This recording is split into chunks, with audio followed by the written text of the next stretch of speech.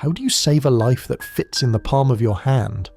That was the question racing through a foster mum's mind as she cradled CeCe, an impossibly tiny, fragile kitten weighing less than 1/3 of a pound.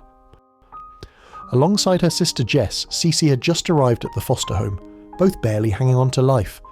But it was CeCe who demanded urgent round-the-clock care. She couldn't eat on her own, so her foster mum began tube feeding her every few hours, delivering nourishment, hope and love through a plastic line. It wasn't just the feeding. CeCe's digestive system was too weak for regular formula, so the foster mum experimented with different blends, probiotics and techniques, sacrificing sleep and peace of mind for one mission, to give CeCe a fighting chance. But progress wasn't linear. Just when things seemed to stabilise, both Jess and CeCe developed severe diarrhoea. Then came the terrifying moment, at 2 a.m, when CeCe began vomiting and had to be rushed to the emergency vet. Tests for deadly diseases came back negative, but she refused to eat, growing weaker by the hour.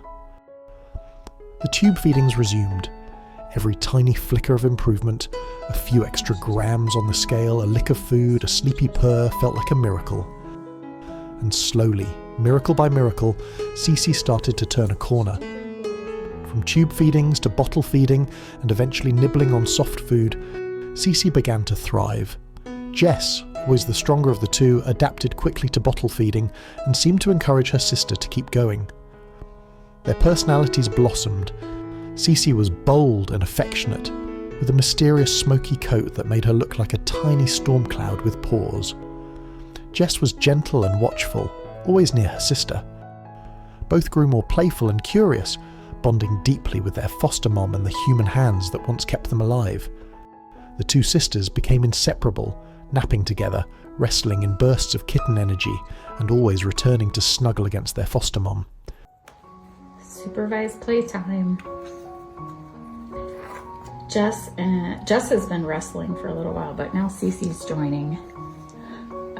It's so cute. It's like two little fluff balls wrestling. Having been bottle-fed, their bond with humans was especially strong. They didn't just survive, they learned to trust, to play and to love. After vaccinations, microchipping and spaying, the time came for the final chapter of their foster journey, adoption. But there was one condition. Jess and CeCe had to be adopted together. They had fought for life side by side, and they deserved a forever home that would cherish their sisterhood. And then, it happened. A kind, loving family opened their heart and home to both of them. The tiny kittens who once clung to life were now healthy, joyful and safe, ready to begin a new adventure together. Jess and CeCe's story is a testament to the quiet heroism of foster parents and the incredible will to live in even the tiniest of creatures. If this story touched your heart, please share it. Leave a comment about your favourite moment and help us spread the message. Every life, no matter how small, is worth saving.